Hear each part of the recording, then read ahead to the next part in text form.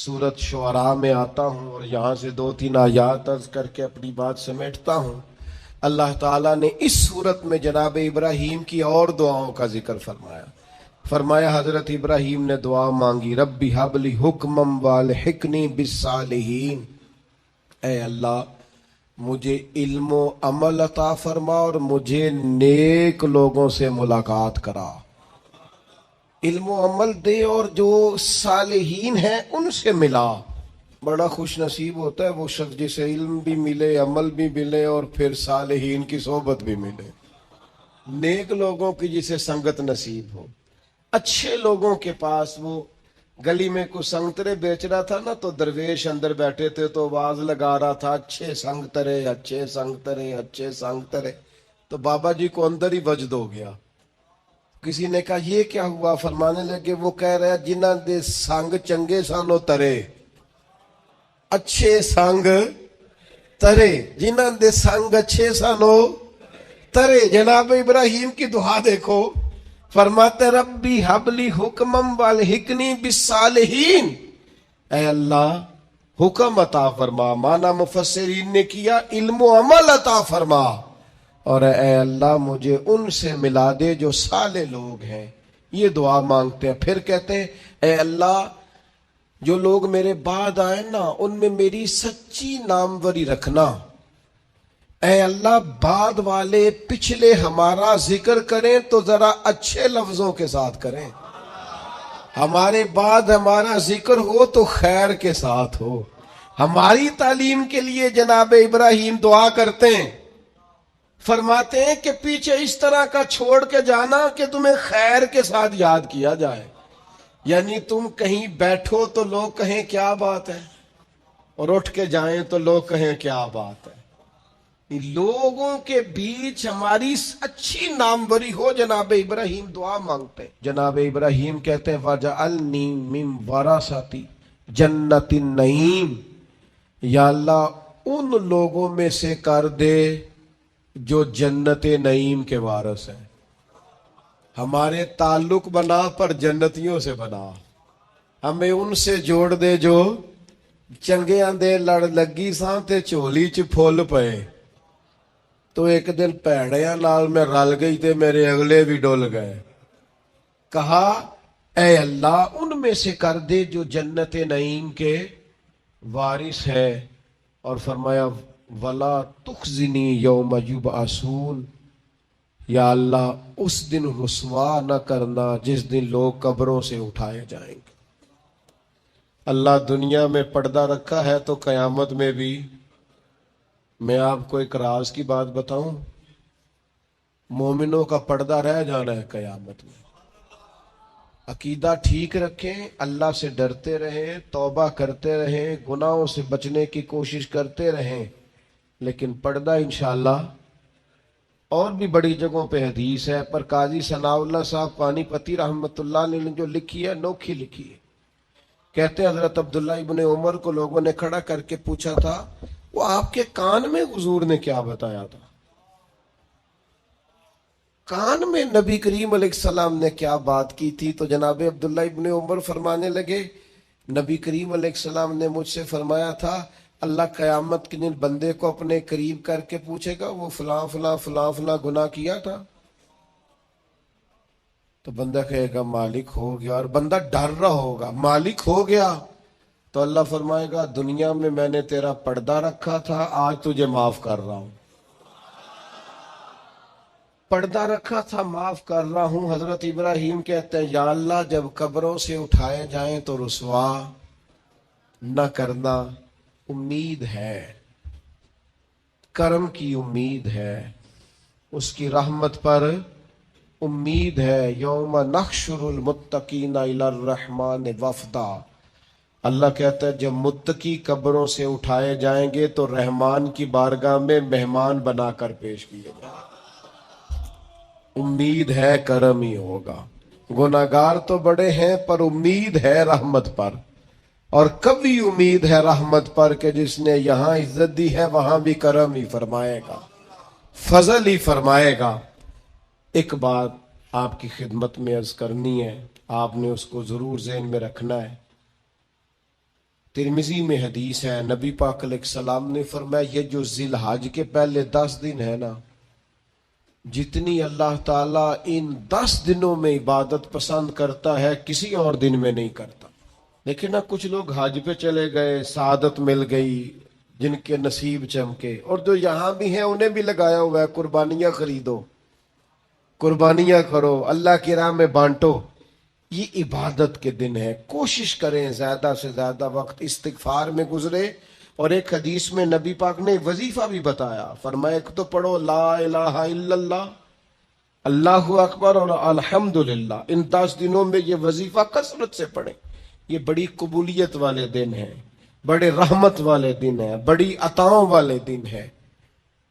پوچھنا نہیں کسی بندے سے بھی کہ قربانی لی ہے کہ نہیں، کسی سے نہیں پوچھنا، کسی سے سوال نہیں کرنا کہ قربانی کا اس دفعہ کیا پروگرام، قطعاً نہیں۔ سفید پوش آدمی کے لیے مسئلہ بن جاتا ہے وضاحت دینا۔ جب اللہ تعالیٰ نے سب پر فرض نہیں کی تو ہم کیوں تفتیش کرتے پھریں؟ ایک تو سوال نہیں کرنا، دوسرا خود سے دیکھ لیں کس نے خرید لیا ہے کس نے نہیں خریدی۔ جنہوں نے نہیں خریدی ان کی لسٹیں بنائیں، لائنیں لگا کے گوشت نہیں بانٹنا، کوشش کرنی ہے دروازے تک دے کے آئے۔ کریم کا کرم ہم تک پہنچائے تو دروازے تک پہنچائے، اس نے ہمیں دیتے وقت معاذ اللہ کسی قسم کی رسوائی سے آشکار نہیں ہونے دیا، تو ہم نے بھی بانٹتے وقت کسی کو رسوا نہیں کرنا، پریشان ہے، خوبصورتی سے بانٹنا ہے۔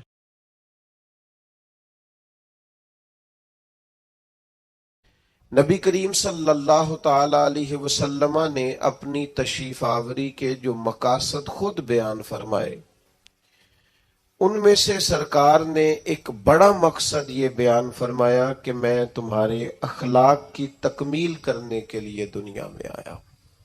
انسان بڑا پکا نمازی ہو، بڑا پکا حاجی ہو، اس کا سارا لباس مذہبی ہو، اس کا دعویٰ بھی یہ ہو کہ میں بہت کامیاب دیندار آدمی ہوں، لیکن اس کا رویہ، اس کا لین دین کرنا، اس کا لوگوں سے معاملات کرنا، اس کا لوگوں کے بیچ وقت گزارنا یہ ٹھیک نہ ہو تو کوئی بھی اس کی نمازوں پر، عبادتوں، ریاضتوں پر بھروسہ کرنے کو تیار۔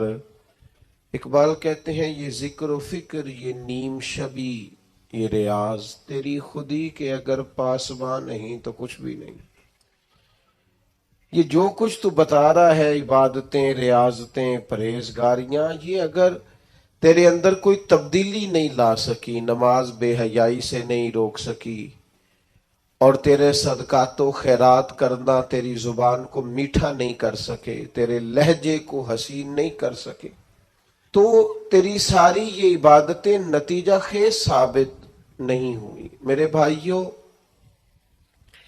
ہم جب دنیا کے اندر جاتے ہیں، لوگوں سے معاملات کرتے ہیں، تو لوگ ہماری دیانتداری سے، ہماری سچائی سے، ہمارے وعدوں کی پابندی سے، ہمارے اخلاص سے، ہماری عاجزی سے، ہماری محبت سے ہمیں پہچانتے ہیں۔ لوگ لوگوں کو وردیوں سے نہیں پہچانتے۔ لوگ جب لوگوں کے ساتھ معاملات کرتے ہیں تو پھر انہیں اندازہ ہوتا ہے کہ یہ انسان کس طرح کا ہے۔ نبی پاک صلی اللہ تعالی علیہ وسلم نے ارشاد فرمایا کہ تمہیں پتہ ہے مجھے سب سے زیادہ پیار کس سے ہے، اور قیامت کے دن میرے سب سے زیادہ قریب کون ہوگا؟ امتی کی ساری زندگی یہ دوڑ رہتی ہے کہ میں کسی طریقے سے قرب مصطفیٰ کو پاؤں، نبی پاک علیہ السلام کی نگاہ کرم مجھ پہ ہو، تاکہ دنیا میں بھی، قبر میں بھی، حشر میں بھی، آخرت میں بھی میرے معاملات سنور جائیں۔ تو یہ بہت بڑی سعادت مندی ہے کسی کے لیے کہ حضور اسے اپنا محبوب کہیں، اور قیامت کے دن اسے سب سے زیادہ قریب بٹھائیں۔ تو کریم فرمانے لگے تمہیں پتہ ہے میرا محبوب کون ہے، اور قیامت کے دن میرے سب سے زیادہ قریب کون ہوگا؟ اور یہ بات حضور نے 3 دفعہ ارشاد فرمائی۔ فرمایا جانتے ہو میرا محبوب کون ہے؟ جانتے ہو قیامت میں میرے سب سے زیادہ قریب کون ہوگا؟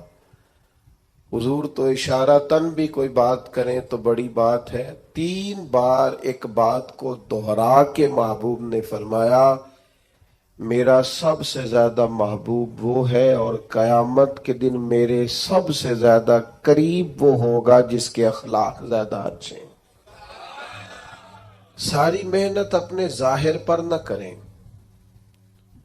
سارا وقت کپڑوں کو سجانے سنوارنے میں نہ گزار دیں، سارا ٹائم اپنی تصویروں کو درست کرنے میں ضائع نہ کر دیں، اپنے رویوں کو، اخلاقیات کو، اپنے معاملات کو، اپنے اٹھنے بیٹھنے کو، اپنی روزمرہ کی زندگی کو اچھے طریقے سے آراستہ کریں، مزین کریں۔ اور چند ایک چیزیں تو ایسی ہیں جن پر اور زیادہ توجہ کرنے کی ضرورت ہے، ان میں سے ایک اہم چیز جس کی طرف میں آپ کا اشارہ کرنے جا رہا ہوں، وہ اہم چیز یہ ہے کہ سب سے پہلے یہ دیکھیں کہ ہماری طبیعت کے اندر درگزر کتنا زیادہ ہے، معاف کرنے کا مزاج کس حد تک ہے۔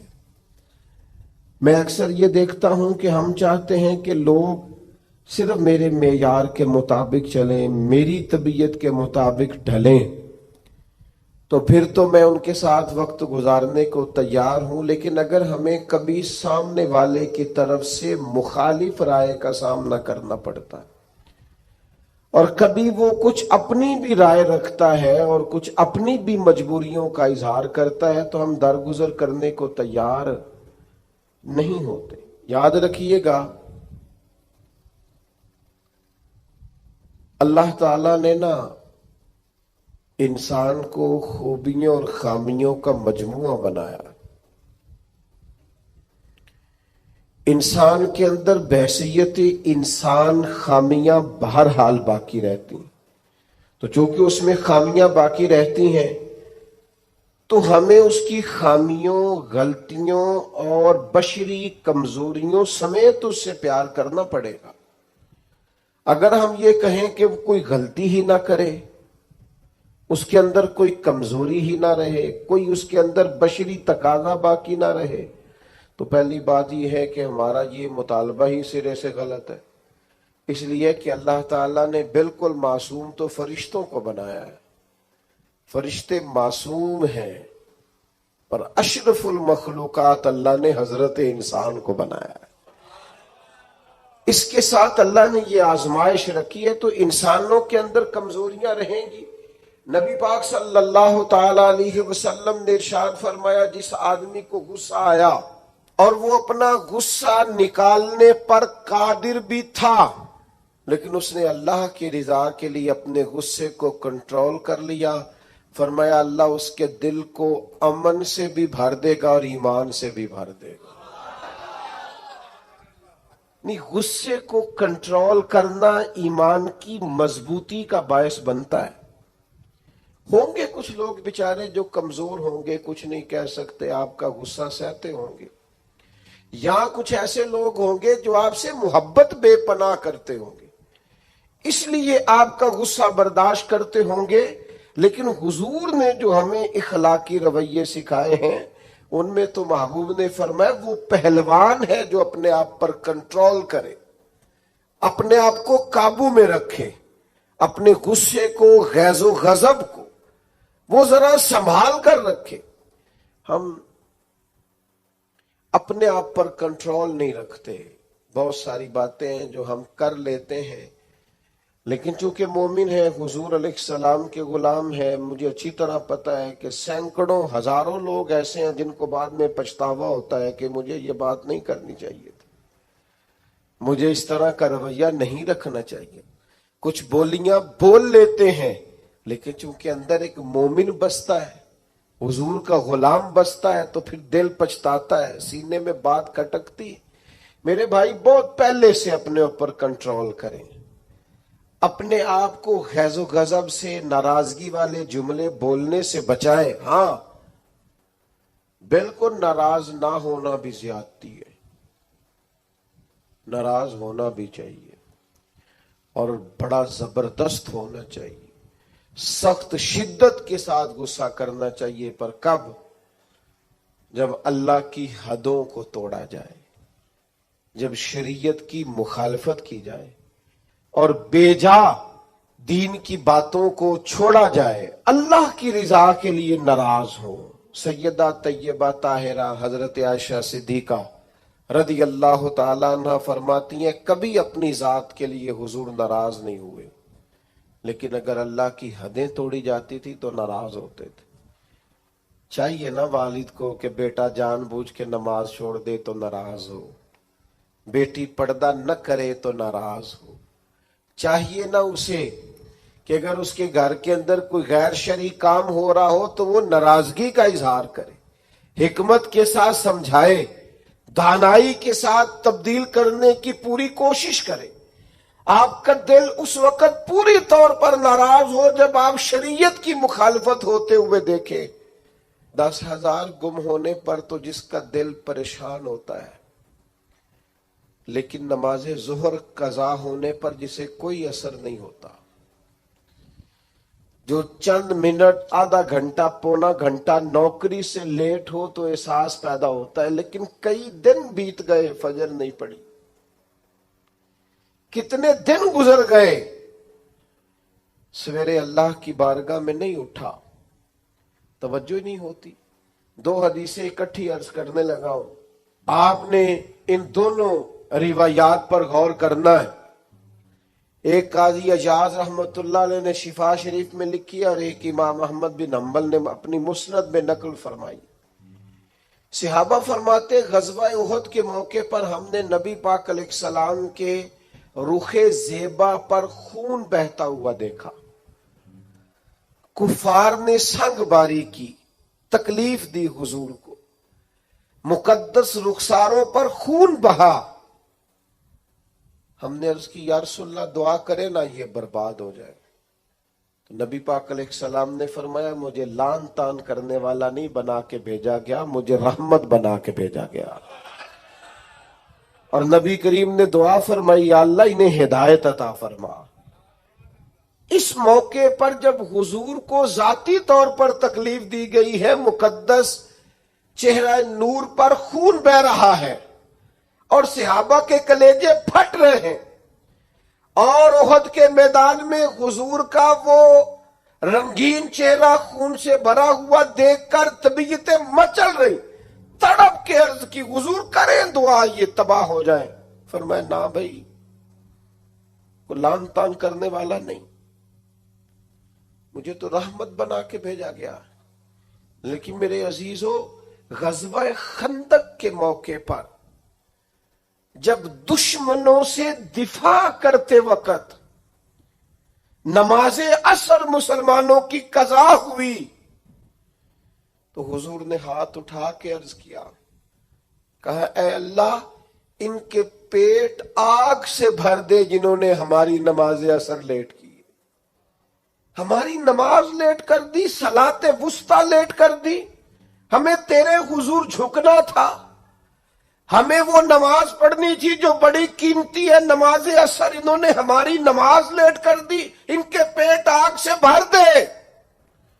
حضور کا سارا چہرہ لہو سے بھرا ہے، پر ذات کے لیے دعا نہیں کی کہ یہ تباہ ہو جائے، پر ایک نماز لیٹ ہو گئی۔ صحابہ کی عصر قضا ہوئی تو کریم نے ہاتھ اٹھا کے کہا یا اللہ بھر ان کے پیٹ آگ سے۔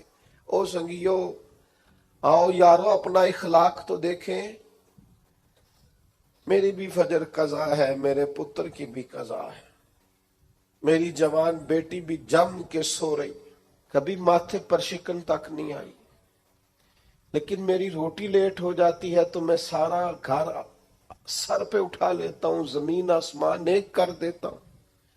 میرے بچے، آپ کے بچے ہماری نگاہوں کے سامنے وہ پوری طرح بری سوسائٹی کا شکار ہو جائیں اور وہ جانے کس کس گناہ میں لگ جائیں، معاذ اللہ شکن تک نہیں آتی، لیکن میرے کپڑے وقت پر استری نہیں ہوئے، مجھے ٹائم پر فلاں چیز نہیں دی گئی، آسمان سر پہ اٹھا لیا جاتا ہے۔ حضور نے تو ہمیں یہ اخلاق سکھایا ہے کہ لہو سے تیرا وجود بھی ذات کے لیے بھر دیا جائے تو زبان سے لان تان نہ کرنا، یہ تیرے نبی کا طریقہ ہے۔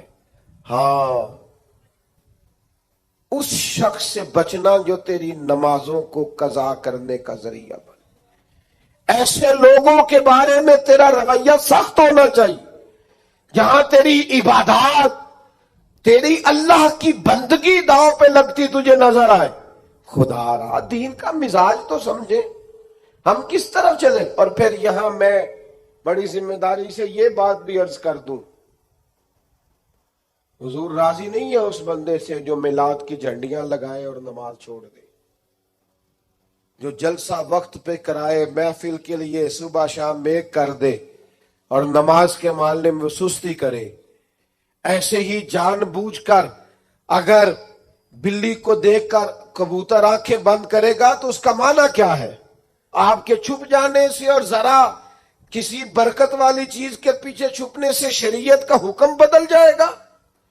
اصل چیز تبدیل کر دی جائے گی۔ حقیقتیں رہتی ہیں، حقیقت چھپ نہیں سکتی بناوٹ کے اصولوں سے، اور خوشبو آ نہیں سکتی کبھی کاغذ کے پھولوں سے۔ شریعت کا حلال حلال رہے گا اور حرام حرام رہے گا۔ تھوڑا سا اپنی ذات کے لیے معافی دے کے تو دیکھیں، غلطی ہو گئی ہے بہو سے، اس کے ابا جی نے پنچایت میں آ کے پگڑی کھول کے تیرے پیروں کے سامنے رکھ تو دی تھی، اس کے بھائی نے ہاتھ بھی باندھے تھے کہ آئندہ نہیں کرے گی، چل کر دے معاف، کوئی بات نہیں، کوئی کفر نہیں ہو گیا۔ ہو گئی ہے نا غلطی تیرے ملازم سے، بیچارہ غریب ہے، وہ کہیں اور جا کے اس عمر میں بڑھاپے میں کہاں نوکریاں ڈھونڈتا پھرے۔ چل ہو گئی ہے غلطی، معاف کر دے، درگزر کر دے۔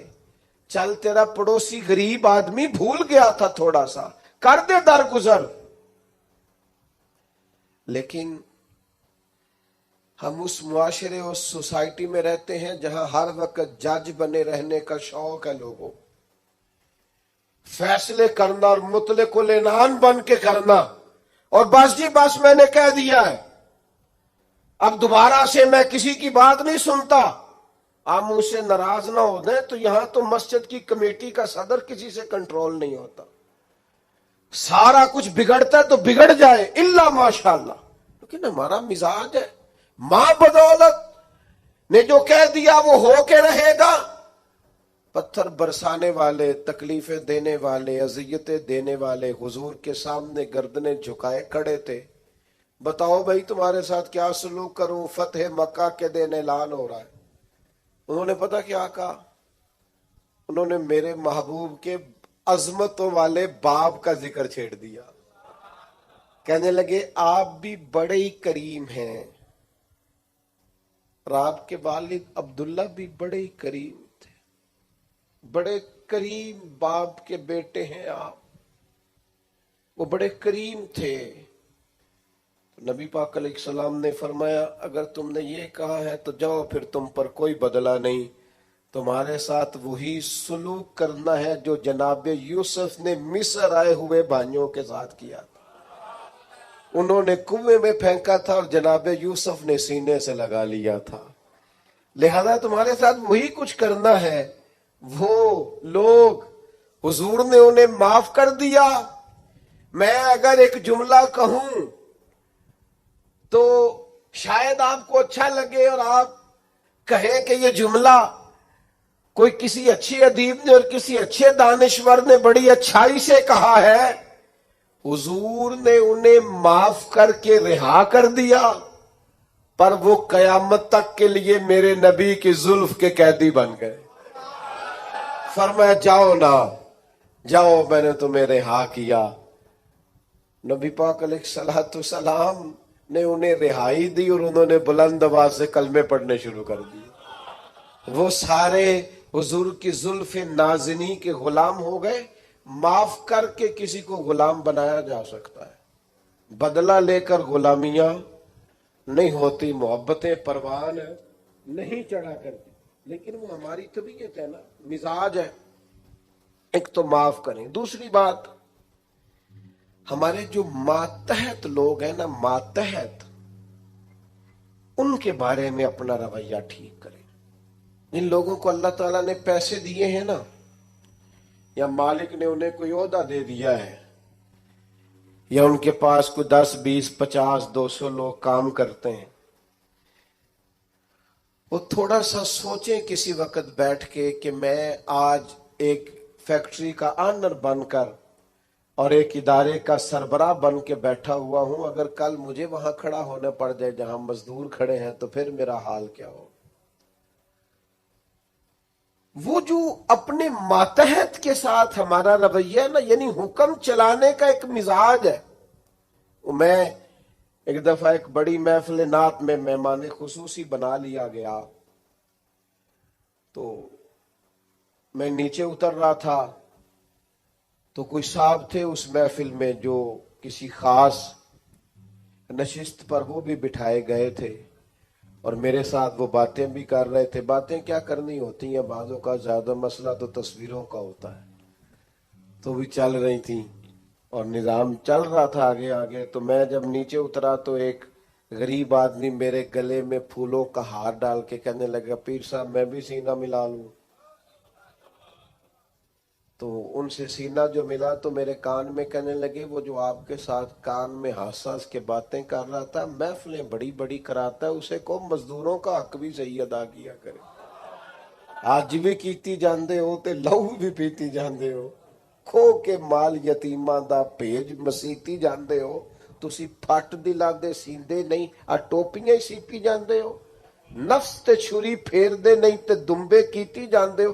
فرض پلائی بیٹھے ہو، فرض پلائی بیٹھے ہو، فرض پلائی بیٹھے ہو، ایویں ہی نفلاں نیتی جاندے ہو، اور دسو تے سی بلے شاہ نو ایک ہی کیتی جاندے ہو. عجیب مزاج ہے. نوافل کبھی ترجیح اس طرح نہیں ہونی چاہیے کہ فرض پیچھے رہ جائے. بہرحال جس کا جو حکم ہے وہ بات وہی آنی چاہیے. اپنے ماتحت کے حق میں ایک شخص نے حضور سے پوچھ لیا، ایک صاحب نے عرض کر ہی دیا، انہوں نے بات ہی کر دی. عرض کی، یہ سنن ابو داؤد شریف میں موجود ہے، کہ یا رسول اللہ میرا ملازم بڑی غلطیاں کرتا ہے، آخر کتنا کو معاف کروں؟ کوئی حد بھی ہوتی ہے. بڑی غلطیاں، بڑی کوتاہیاں، بڑی کمزوریاں، تو اس نے گن کے معاف کرنے کے لیے، حضور کتنی بار معاف کروں آخر؟ بعض لوگ بعض باتیں جھلملا کے کرتے ہیں نا جی، حضور آخر کتنا کو معاف کروں؟ نبی کریم علیہ السلام نے گویا فرمایا، اگر تو نے گن کے ہی پوچھا ہے نا تو چل اس طرح کر، ایک دن میں 70 بار تو معاف کیا کرنا. ایک دن میں کتنا معاف کرنا ہے؟ تجربہ تو کریں کہ کیا ہم نے کبھی 7 دفعہ بھی معاف کیا ایک دن میں؟ حضور نے فرمایا 70 دفعہ معاف کر. اور ایک شخص کو تو نبی کریم نے ان لفظوں سے تنبیہ فرمائی، فرمایا تیرے غلام پر جتنا تجھے حق حاصل ہے نا تیرے اختیار میں، تیرے رب کو اس سے کئی گنا بڑھ کے تیرے اوپر اختیار ہے. یا رسول اللہ ان کا کریں کیا؟ تو نبی پاک نے فرمایا اپنے غلاموں کو اس طرح رکھنا، یہ جو بڑی بات کرتے ہیں نا انسانی حقوق کی، وہ ملازم نو سوٹ دے رہے نے، کہ نواں ہی ہے، میں ایک کدی واری پایا ہے، نواں ہی ہے، لہذا تو بھائی آپ کو بغیر جو نہیں پہنا تھا وہ دینا چاہیے تھا نا، ملازم کو نیا خرید کے دیتے نا آپ.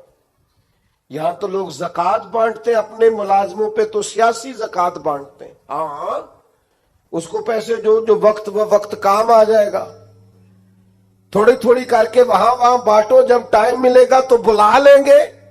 خوگرے حمد سے تھوڑا سا گلا بھی سن لے، گولی اگرچہ کڑوی ہے پر ہو سکتا ہے شفا ہو. ہر دینی کام میں بھی سیاست کرتے ہو، ذات کے لیے استعمال کرتے ہو. سنو یہ میرے نبی پاک کا اخلاق ہے. یا رسول اللہ غلاموں سے کس طرح گزارا کریں؟ فرمایا جس طرح کا خود کھانا اسی طرح کا انہیں بھی کھلانا، جس طرح کا خود پہننا اس طرح کا انہیں بھی پہنانا. سیاستہ میں موجود ہے، اور فرمایا ان کی طاقت سے بڑھ کر کبھی انہیں کام نہ بتانا. اور میرے محبوب کے غلاموں نے تو اس طرح عمل کیا کہ حضرت ابو ذر غفاری جیسے سردار اپنے گھر سے نکلے تو غلام ساتھ تھا. سامنے سے ایک سردار دیکھ کے حیران ہو گیا, کہنے لگا ابو ذر یہ کون ہے؟ فرمایا میرا غلام ہے. کہا حد ہو گئی یار, اس کے کپڑے قیمتی ہیں اور تمہارے کمزور ہیں, یہ انقلاب کیسے آیا؟ تو جناب ابو ذر غفاری فرمانے لگے یہ میرا انقلاب نہیں, یہ محمد عربی کا دیا ہوا انقلاب ہے. یہ کس نے ذروں کو اٹھایا اور صحرا کر دیا, یہ کس نے قطروں کو ملایا اور دریا. غالباً ایک غیر مسلم کے شعر ہیں یہ.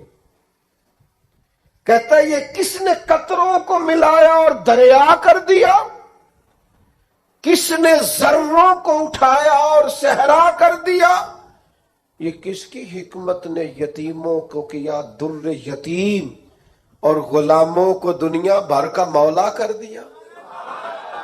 جب حضرت بلال کو کعبے کی چھت پر اذان پڑھنے کی باری آئی تو کچھ لوگوں نے مشورہ دیا تھا کہ حضور کافر پہلے ہی مر گئے, تو حضرت بلال کو کعبے کی چھت پہ دیکھیں گے تو اور مر جائیں گے. تو یا رسول اللہ روز بلال نہیں پڑھنی ہے, اگر اجازت ہو تو کوئی اور نہ پڑھ لے. تو فرمایا نام بھائی اذان تو بلال ہی پڑھیں گے اور کعبے کی چھت پہ پڑھیں گے. اور حق انہی کا بنتا ہے, کمر اچھا ہے فلک پہ نہ ہلال اچھا ہے, تیری نظر بھی نہ ہو تو دونوں سے بلال اچھا ہے. نبی پاک صلی اللہ تعالی علیہ وسلم نے نا غلاموں کے ساتھ بالخصوص اچھا سلوک کرنے کا, جناب حضرت سیدہ ام سلمہ رضی اللہ تعالی عنہ بیان فرماتی ہیں کہ وہ وقت جس وقت میں حضور کا وصال ہوا اور وہ مرض جس مرض کے ساتھ ظاہراً سرکار کا وصال ظاہری ہوا, فرماتے ہیں اس وقت بھی میں نے حضور سے جو آخری جملے ظاہری طور پر سنے وہ یہی تھے کہ نماز کا خیال رکھنا اور غلاموں سے اچھا سلوک کرنا, اپنے ماتحت لوگوں کا خیال رکھنا, سخت لہجہ, آمرانہ مزاج. میرا ایک جاننے والا شخص ہے, اس کے ہاں سے نا کوئی 40-50 لوگ تنخواہ لیتے ہیں. کوئی ادارہ ہے تو وہ اس کا بنایا ہوا تو 40-50 لوگ تنخواہ لیتے ہیں. تو ایک دن کسی تنخواہ لینے والے شخص نے اس سے آ کے کہا یار ادارہ تیرا ہے تو ہم تیری قدر بھی کرتے ہیں, تو دل کرتا ہے تنخواہ تو دے. تو اس بندے نے رونا شروع کر دیا, کہنے لگا غریب ماں کا بیٹا ہوں اور کسان باپ کا بیٹا ہوں, کسی کو تنخواہ دیتے ڈر بڑا لگتا. یہ تو اللہ نے ڈیوٹی لگا دی, ڈر لگتا ہے. اگرچہ میرے سائنوں سے جاتی ہے, میری اطلاع سے جاتی ہے, پر مجھے ڈر آتا ہے, مجھے خوف آتا ہے. میں اور کسی کو تنخواہ دوں, میں نہ تو مجھے خوف آتا. یہ باہر باہر ہی کوئی اور ہی کرے, میرے والا کام. اپنے اندر احساس پیدا کرو یار 4 لوگ ہمارے ماتحت ہوتے ہیں, آپ یقین کریں خون خوش کیا ہوتا ہے بعض لوگوں نے اپنے ملازمین. ایک چھوٹی سی بات اور عرض کروں, عورت بیچاری کی عقل ناقص ہوتی ہے. عورتوں سے اچھا سلوک, اپنی گھر والی کے بارے میں رویہ نرم, مقابلے کی فضا نہ پیدا کریں اپنے گھر میں. نبی پاک علیہ السلام نے ناز برداری فرمائی ہے ازواج مطہرات کی. حضور کا سلوک کریمانہ رہا ہے, محبوب کی شفقت رہی ہے, سخت ترین لہجہ اور رعونت والا مزاج اپنی گھر والی کے حق میں. یہ بھی انداز نبی پاک علیہ السلام کا دیا ہوا نہیں ہے. حضور نے فرمایا تم میں سے سب سے بہتر وہ ہے جو اپنے گھر والوں کے لیے بہتر ہے, اور فرمایا میں تم سب سے بڑھ کر اپنے گھر والوں کے لیے بہتر. دوستوں کے ساتھ خوش گپیاں اور دیر دیر تک خوشگوار موڈ, اور گھر جاتے ہی لہجہ ترش, اور جناب آپ بابا میں تھکا ہوا آیا ہوں، میرے پاس ٹائم نہیں ہے زیادہ باتیں سننے کا، یہ حضور کا دیا ہوا اخلاق نہیں ہے۔ وہ تو لباس ہے مرد عورت کا اور عورت مرد کا۔ ایک تیسری بات اپنے ذہن میں اور ضرور آج ہم نے بٹھا کے جانی ہے، وہ یہ ہے کہ نبی پاک صلی اللہ تعالی علیہ وسلم کا نا مزاج مروت والا ہے، مدارات والا ہے۔ آج کچھ لوگوں کو شوق ہو گیا ہے، وہ کہتے ہیں جی میں جی بات سچی کرتا ہوں جی، میں بندہ ذرا کھرا ہوں جی لہذا لوگوں کو پسند نہیں۔ یہ آپ کی ذاتی کی ہوئی تشریح ہے۔ کھرا بندہ لوگوں کو بڑا پسند ہوتا ہے، آپ کھرے ہوں گے پر آپ کا رویہ کرے لوگوں والا۔ کچھ لوگ کہتے ہیں جی میں جی بات سچی کرتا ہوں لہذا کڑوا ہوں۔ او بھائی کائنات میں سب سے زیادہ سچے مدینے والے محبوب ہیں، لیکن حضور کا لہجہ تو شہد سے بھی زیادہ میٹھا ہے۔ یہ کیا بات ہوئی؟ یہ آپ جھوٹ بول رہے ہیں کہ میں سچا ہوں تو کڑوا ہوں۔ سچائی تو میٹھی ہوتی ہے، سچائی تو حسین ہوتی۔ آپ کا انداز کڑوا کسیلا ہے۔ میں جی سچ آپ اصل میں سچ بولتے ہیں دوسروں کے بارے میں، دو چار سچ اپنے بارے میں بھی بولیں اور بول کر کہیں کہ یہ میرے اندر کمیاں ہیں، بولیں سچ۔ دوسروں کی غلطیوں کا تو شک ہوتا ہے نا، اپنا تو بندے کو پاک ہوتا ہے نا کہ یہ میرے اندر ہے۔ اپنی چھپائے پھرتے ہو، اپنیوں پہ پردے ڈالے ہوئے ہو، اپنے اوپر ملمر میک اپ کیے ہوئے، دو چار سچ اپنے بارے میں بولو نا پتا چلے۔ تم نے تو جب بھی سچ بولا ہے دوسرے کے بارے میں بولا ہے۔ تو یہ مروت مدارات، نبی پاک کے غلام بے دام تھے صحابہ۔ حضور کبھی کسی کا نام لے لیتے تو وہ سمجھتے کہ ہماری تو معراج ہو گئی ہے، اور حضور کسی کو نام لے کے بھی ڈانٹ دیتے تو وہ سعادت سمجھتے، قربان ہوتے۔ لیکن یہ میرے نبی پاک کی مروت کا انداز ہے، یہ حضور کی مدارات۔ کچھ لوگ کہتے ہیں جناب وہ آپ کے ڈھیلے ڈھالے ہونے سے حالات خراب ہوئے ہیں۔ او بھائی کیا کرے، لہجہ مروت والا ہے، کیا کرے انداز پیار والا ہے، کیا کرے کوشش کرتے ہیں، ہمت پکڑتے ہیں، کرتے ہیں، دل کرتا ہے کئی دفعہ چار سختیاں میں نے بھی کرنی ہے، پر وہ کیا کریں، کسی فقیر کے ہاں بیٹھنے والے ہیں، انہوں نے اندر سے وہ سارا انداز ہی سارا نکال دیا ہے۔ نبی کریم صلی اللہ تعالی علیہ وسلم کسی صحابی کا نام لے کر بھی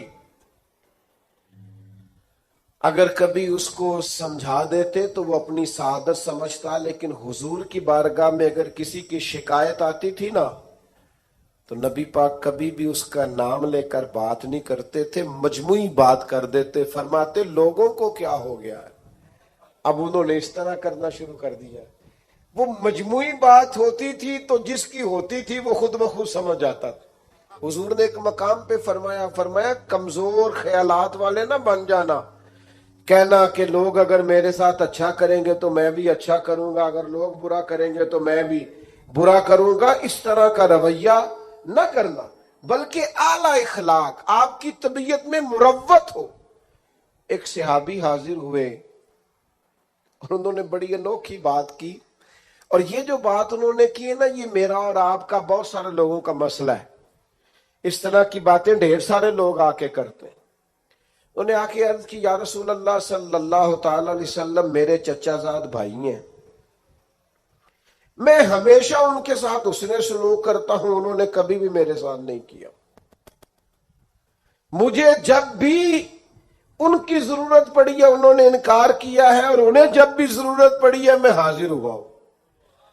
یا رسول اللہ اب تو میں اتنا پریشان ہوا ہوں کہ میں نے قسم اٹھا لیا کہ اب میں بھی ان کے کسی کام نہیں آؤں گا، طے کر لیا ہے۔ تو حضور حکم کیا ہے؟ میں قسم اٹھا آیا ہوں کہ بس ختم۔ تو نبی پاک علیہ السلام نے فرمایا میں تمہیں حکم دیتا ہوں کہ قسم کا کفارہ دے لے اور ان کے ساتھ اس نے سلوک ہی کر۔ تو اپنا رویہ ان کے بارے میں وہ نہیں کر سکتا جو ان کا رویہ. تو نے اس نے سلوک کے. اور یار یہ کوئی کمال ہے کہ اچھے کے ساتھ اچھا ہوں اور برے کے ساتھ برا ہوں. اچھا ایک اور بات آج کل نوجوان بڑی اور جی مجھ سے غلط بات برداشت نہیں ہوتی. صحیح بات کو بھی برداشت کرنا پڑتا ہے. برداشت ہی غلط بات کرنی ہوتی ہے, غلط رویہ ہی تو برداشت کرنا ہوتا ہے. صحیح کو تو برداشت کرنا ہی نہیں پڑتا. اگر آپ سے غلط لہجے برداشت نہیں ہوتے, بے مروت لوگ برداشت نہیں ہوتے, تو آپ سے برداشت کیا ہوتا ہے؟ نبی کریم علیہ الصلوۃ والسلام کے صحابی نے ہم سب کا اتنا بڑا مسئلہ حل کیا, یا رسول اللہ قسم اٹھا لی ہے اب میں بھی وہی کروں گا جو وہ کرتے ہیں. تو حضور نے گویا سبق دیا, میرے غلاموں کی یہ شان نہیں. حضور علیہ الصلوۃ والسلام ارشاد فرمانے لگے, سن بھائی تو قسم کا کفارہ دے, لیکن تو نے حسن سلوک ہی کرنا ہے. تو نے اپنا رویہ ان کے ساتھ کبھی بھی غلط نہیں کرنا. تو نے اپنا رویہ ہمیشہ ان کے ساتھ. ایک اور بندے نے آ کے عرض کی تھی, یا رسول اللہ صلی اللہ علیہ وسلم میرے رشتہ داروں کا سلوک میرے ساتھ بڑا ہی جاہلانہ ہے, میرا رویہ ان کے ساتھ اچھا ہے. ویسے میں اور آپ تھوڑا تجربہ کر لیں, وہ صحابی تو سچ بول رہے تھے بالکل. ہمارے ہاں ڈھیر سارے لوگ اس معاملے میں سچے بھی نہیں ہوتے. وہ کہہ رہے ہوتے ہیں میں رشتہ داروں سے بڑا اچھا ہوں, پر یہ تو دوسرے سے پوچھیں گے تو پتہ چلے گا.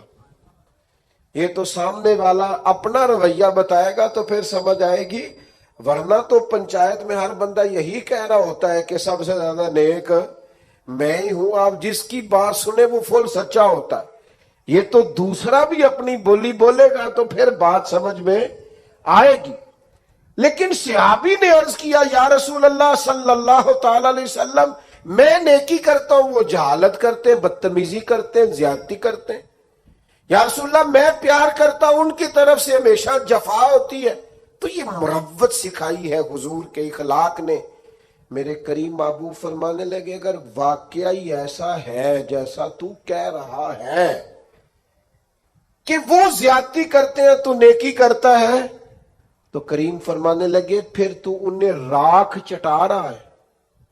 اور حضور فرمانے لگے جب تک تو ایسا کرتا رہے گا رب تیری مدد فرماتا رہے گا, اللہ تیرے لیے مددگار پیدا کرے گا. اپنی مروت کو کبھی نہ کچلیں. سامنے والا کرے گا رویہ جس طرح کا بھی اس نے کرنا ہے, جو بھی اس کی طبیعت ہے وہ کرے گا. اور کرتے رہتے ہیں لوگ, لوگوں کی طبیعت ہوتی ہے وہ اپنے حساب سے چلتے ہیں.